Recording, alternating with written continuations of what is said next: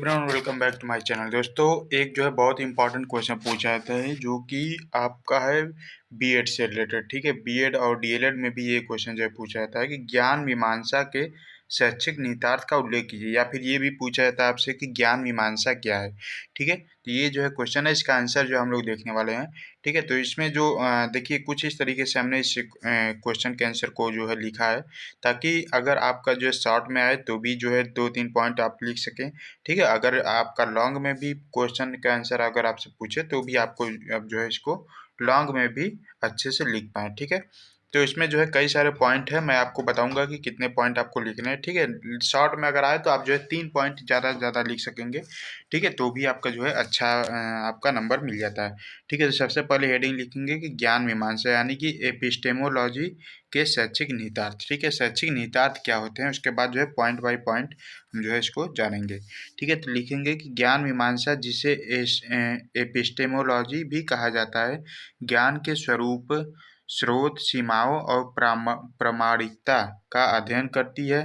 ठीक है, और उसके बाद ये जो है आपका शिक्षा के क्षेत्र में इसका महत्वपूर्ण प्रभाव होता है, क्योंकि यह निर्धारित करने में मदद करता है कि विद्यार्थी क्या, कैसे और क्यों सीखते हैं।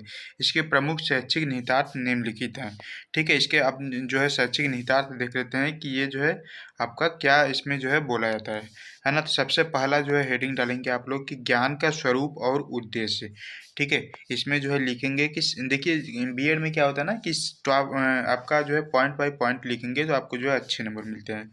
ठीक है, तो इसमें देखिए लिखेंगे कि शिक्षा में यह समझने की आवश्यकता होती है कि ज्ञान का स्वरूप क्या है, क्या यह स्थिर है या परिवर्तनीय है।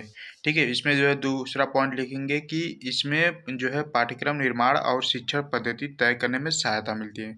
ठीक है, फिर जो है दूसरा हेडिंग डालेंगे। दूसरे हेडिंग में क्या लिखेंगे कि ज्ञान के स्रोत की पहचान, यानी कि ज्ञान के स्रोत की पहचान करना।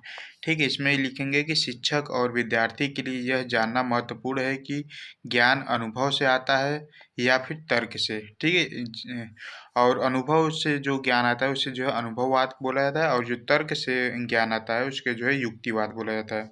ठीक है, इसमें इसी में जो है दूसरा पॉइंट लिखेंगे कि इससे शिक्षा शास्त्र में विविध शिक्षण विधियों को अपनाने की प्रेरणा मिलती है।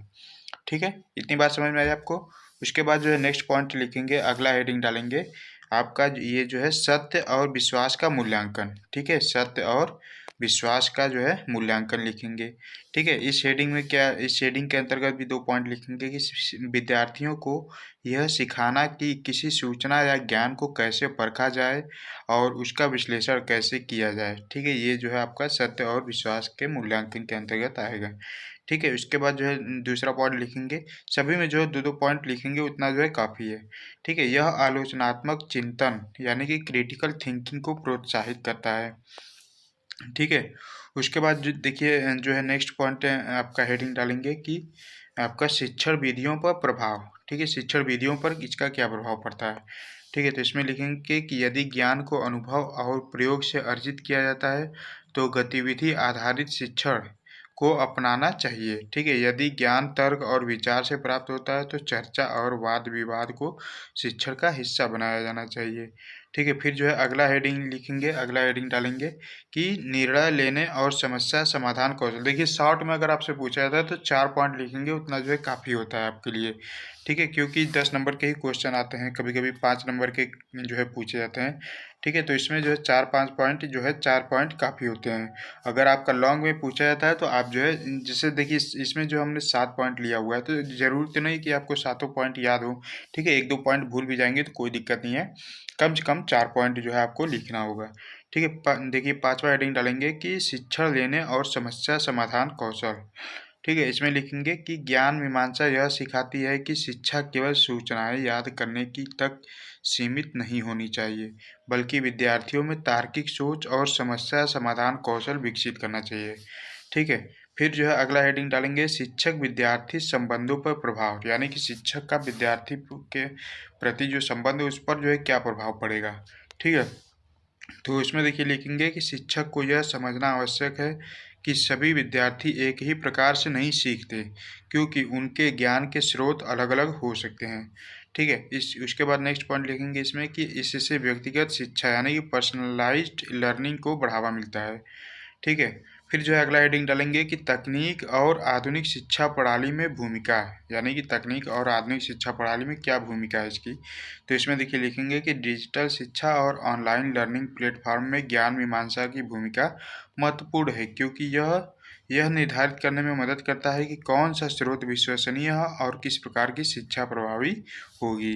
ठीक है। उसके बाद जो है लास्ट में आप लोग जो है निष्कर्ष लिख देंगे, निष्कर्ष हेडिंग डालेंगे और जो है निष्कर्ष में क्या लिखेंगे, देखिए कोई भी चीज़ शुरू करते हैं तो लास्ट में निष्कर्ष जो है लिखना ही होता है।